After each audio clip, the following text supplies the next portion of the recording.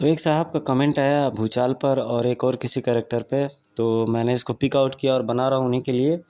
ये गोयल कॉमिक्स का ये कैरेक्टर है महाबली भूचाल। बहुत पहले आती थी, इसका मूल्य 4 रुपये था उस समय में। आबिद रिजवी जी उसके स्टोरी राइटर थे और मनोज कुमार शर्मा जी प्रकाशक। दिल्ली से ये होता था। तो महाबली भूचाल के पास एक मैसेज आता है पुरातत्व विभाग के अधिकारियों का, और राधिका देवी किसी ज़माने की फिल्म शूटिंग के सिलसिले में चमन घाटी आई थी। भूचाल से न केवल जान पहचान बल्कि अच्छी मित्रता भी हो गई थी। कैसी है राधिका देवी, क्या मैं आपकी मदद कर सकता हूँ? इन दिनों कई फिल्मों में वे काम कर रही है, शूटिंग के सिलसिले में बहुत अधिक व्यस्त हैं। उन्होंने कहलवाया है बहुत अधिक व्यस्तता न होती तो वे स्वयं आपसे मिलने आती और हमारी समस्या पर आपसे बात करती। पुरातत्व विभाग के किसी एक ऐतिहासिक खोज से संबंधित मैटर रहता है जिस पर कि ये लोग आपस में बातचीत कर रहे होते हैं। वहाँ के हेड ऑफिस में जाने पर एक चमन घाटी से 30 किलोमीटर दूर का यह सीमांत इलाका, जो पिछले 10 वर्षों से विवादग्रस्त क्षेत्र है, यहाँ एक निर्जन स्थान है लुआना। 50 किलोमीटर के आसपास की रेगिस्तानी पट्टी, जहाँ 2000 वर्ष पूर्व की मान्यता को अपनाए हुए लोगों की एक बड़ी आबादी है। वहाँ पर किसी का मकबरा रहता है अल आमा, उससे रिलेटेड ये चीज़ें हो रहती है। किंवदंती है कि अलामा बेहद खूबसूरत स्त्री थी। 40 पुत्रों को उसने जन्म दिया। उसके जीवित रहते 1000 सदस्यों का उसका परिवार बना। उसने देवी का स्थान पाया, उसे समृद्धि और खुशहाली का प्रतीक माना गया। मृत्यु के उपरांत उसका मकबरा बना। उसकी लाश के साथ उसके जीवन और चमत्कारों से संबंधित अनेक दस्तावेज दफन किए गए। उसकी मृत्यु होने के कुछ वर्षों बाद ही उस इलाके की खुशहाली और समृद्धि लुप्त होती चली गई। कुछ ही वर्षों में यह इलाका राजस्थान में बदल गया। अलामा की लाश के साथ दफन किए गए दस्तावेजों में आपको दिलचस्पी है? बिल्कुल सही बात। अगर वे दस्तावेज मिल जाते हैं तो उस इलाके की, उस ज़माने की एक सभ्यता और संस्कृति की महत्वपूर्ण जानकारी इतिहासकारों को मिल सकेगी। खोज मार्ग में उधर कभी नहीं आया। समय शहर पर अनेक देशों के अनेक लोग गए, कुछ हमारे परिचित इतिहासवेत्ता भी, पर कोई भी वापस लौट कर न आया और जाने वालों की तो लाशें ही नहीं मिली। किसी निष्कर्ष पर पहुंचा जा सका? कहा जाने लगा लुआना की धरती अभिशप्त है, प्रेतात्माएं वहां घूमती रहती हैं और अलामा के मकबरे की हर समय रक्षा करती रहती हैं। मगर उनके एक सहयोगी जयंत पाल वहाँ कुछ प्रमाण जुटा लेते हैं, हेलीकॉप्टर वगैरह से चित्र जाके लाते हैं और मिस्टर कालिया जयंत पाल की रिपोर्ट के आधार पर भूचाल को चौंका देने वाली विस्मयजनक जानकारियाँ देते हैं। भूचाल की स्वीकृति पाकर जयंत पाल के साथ लुआना अभियान की रूपरेखा बनती है। तो तय रहा, अभियान की शुरुआत चमन घाटी से होगी। मैं हर समय तैयार मिलूंगा। सहयोग का आश्वासन पाकर मैं आभारी हूँ। महाबली की चमन घाटी के लिए वापसी हुई। अजीब बात है, उस अलामा के वंशज आज भी विश्वास रखते हैं देवी कब्र से उठ खड़ी होगी, उनके जीवन में खुशहाली लाएगी। 2000 साल पुरानी मान्यताएं अपनाए हुए लोग आधुनिक युग से एकदम अलग थलग। पूरे साजो सामान के साथ सुरक्षित पुरातत्व विभाग की टीम पहुंचने पर ये सब अपने लोग हैं शेरा। कुछ दिनों के लिए पुरातत्व विभाग का अस्थायी ऑफिस बनाया गया है इस इलाके को। ठीक है, समय पर मिस्टर जयंत पाल भी आ गए। वेलकम मिस्टर जयंत पाल। लुआना अभियान में आपको साथी के रूप में पाकर मुझे हार्दिक प्रसन्नता है। मिस्टर भूचाल, मुझे भी। क्या आप पूरी तरीके से तैयार होकर आए हैं? यस। योजनानुसार पैराशूट में उस इलाके में उतरूंगा जिस दूसरी खेप में आप। वेल, अलामा के मकबरे में पहुंचते ही मैं खोज कार्य में लग जाऊंगा और आप वहां पहुंचते ही मुझे याद है जो मुझे करना है। Best of luck. हेलीकॉप्टर की अगली खेप पैराशूट की सहायता से अन्य सामान गिराया गया। शुक्र है पैराशूट की डोरी ठीक ठाक खुल गई। शेरा को चैन नहीं, मैं कहीं भी आऊँ ये जरूर पहुँचेगा। कुहू। तो शेरा नाम का ये एक बाज रहता है जो इसके पीछे चलता है। जयंत के परामर्श अनुसार पहले सुरक्षा संबंधित व्यवस्था करूँ, फिर मकबरे की ओर बढ़ूँ। ऐसे ही लोगों में पता ही नहीं चलता कब रेगिस्तानी आंधी चल और सर छुपाने की जगह भी न मिल सके। डेरा तंबू से निपट आवश्यक सामानों की सुरक्षा की ओर से निश्चिंत होकर भूचाल ने मकबरे की ओर जाने का निश्चय किया। तभी तभी एक तेज हवा का झोंका चलने लगता है। उफ, रेगिस्तानी प्रचंड आंधी और साए साए करती हवाएं, लगता है हजारों आत्माएं एक साथ करा रही हैं। कितनी खामोशी, जयंतवाल की आहट क्यों नहीं मिल रही है। मकबरे के अंदर कुछ और आगे जाने पर दिल दहला देने वाला दृश्य भूचाल के सामने आया। क्या जयंतपाल का हत्या कर दिया गया? किसके द्वारा? तलवार के वार के एक ही झटके में गर्दन उड़ा दी गई थी। उफ। अगले पल भूचाल ने पीछे से आहट पाई बिजली की फुर्ती से पलटा। हा हा हा हा। क्या मौत के फरिश्ते? वे सिर्फ दो न थे। मौत मौत मौत मौत मौत। भूचाल ने सेकंडों में महसूस कर लिया कि वे दुष्ट आत्माएं नहीं, परंतु दुष्ट आत्माओं की छाया उन पर अवश्य है। वे निर्दयी क्रूर मारने वारने पर उतारू हैं। लाना की धरती पर आकर जो कोई भी अलामा की आत्मा को सताता है, हम मौत के फरिश्ते देवी के रक्षक उसे कत्ल कर देते हैं। तो यहाँ पर वो महाबली भूचाल को धमकी देते हैं। भूचाल निहत्था होता है, इस स्थिति का पूरा अनुमान नहीं रहता है और वो भिड़ने का उनसे निर्णय कर लेता है।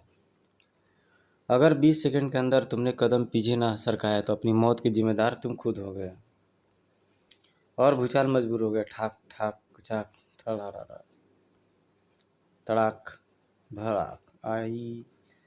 एकदम उन्मादी लोग, जख्मी खौफ नहीं मौत को गले लगाने के लिए हर कदम आगे बढ़ रहा है। देवी अलामा के चक्कर में वो सभी बिल्कुल जुनूनी होते हैं और भूचाल उन्हें एक ओवर एक एक मौत देता चला जाता है। भूचाल मकबरे से बाहर आ जाता है, मगर पहले से ही एक और मुसीबत उसके सामने खड़ी रहती है। भूचाल मुकाबला करने की कोशिश करता है, मगर लास्टली वो शेरा को पुकारता है, आवाज़ देता है। उस भयानक स्थिति में एक अकेला पक्षी शेरा भला क्या क्या कर सकता था। अनचाहे रूप से शेरा ने के लिए भूचाल के मुंह से पुकार निकल गई थी। उफ, हम इसे देवी अलामा की भेंट चढ़ाएंगे। ये फौरन मेरी हत्या नहीं करने जा रहा है। शेरा को रोकूं, वह इतने जल्लादों का मुकाबला न कर पाएगा। उफ, मौत छपाक। स्वामी के साथ मर मिटने के लिए शेरा भूचाल के सिर पर शक्कर काट रहा था।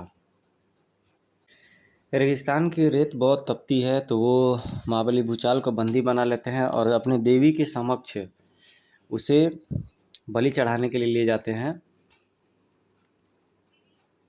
वे लोग भूचाल को बंदी बना लेते हैं और भूचाल पड़े पड़े तपती रेत पर झुलसती रहती है। उसकी चमड़ी काफ़ी तेज़ धूप और झुलसाने वाली गर्मी रहती है। तभी उसका बाज जो होता है, पालतू जो पक्षी होता है, वो आ जाता है।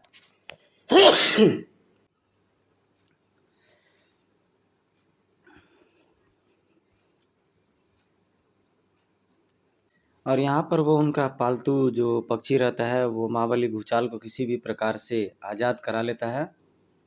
अपने पहने चोंचों की सहायता से उन रस्सियों को काटकर खुद को आज़ाद करा कर के भूचाल वहाँ से निकल पड़ता है, ताकि उन पर नज़र रख सके। और रास्ते में उसे एक गन मिल जाती है। दूर से ही उन पर नज़र रख रहा होता है कि वे कबीले वाले क्या कर रहे होते हैं। साथ ही साथ अपनी मूर्खता पे भी हंस रहा होता है कि वो उसने इस प्रकार की गलती क्यों की। तभी वो जंगली महाबली भूचाल को खोजने के लिए निकलते हैं और उनके रास्ते में उसके पैरों की छाया देखकर उन्हें शक हो जाती है कि वो इन्हीं किसी की मदद पाकर के उस पहाड़ी से, जहाँ पे वो उसको कैद करके रखे हुए हैं, वहाँ से वो बाहर निकला हुआ है।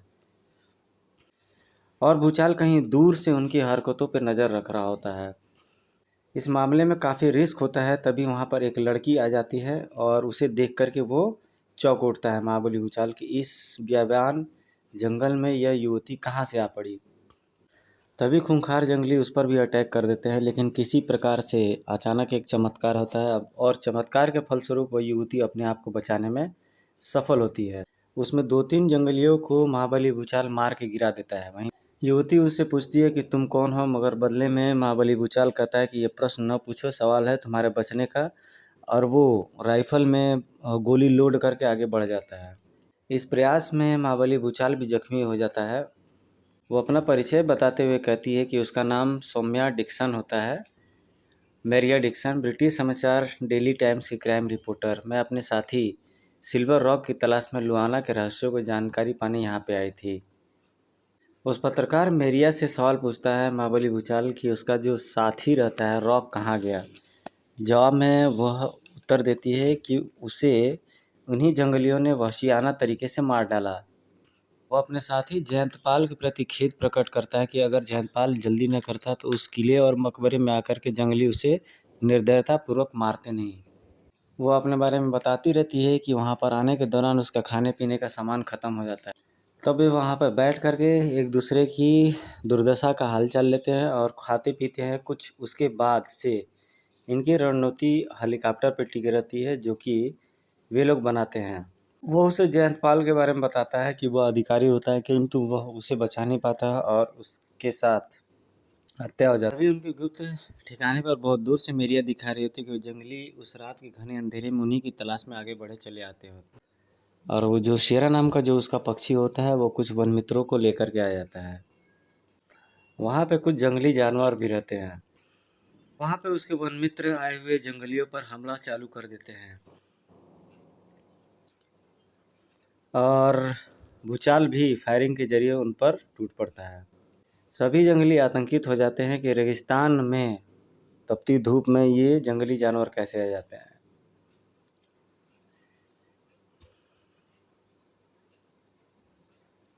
तभी वहाँ पे उमड़ते घुमड़ते मेघ और बादल आ जाते हैं और बिल्कुल चमत्कार सरीखा होता है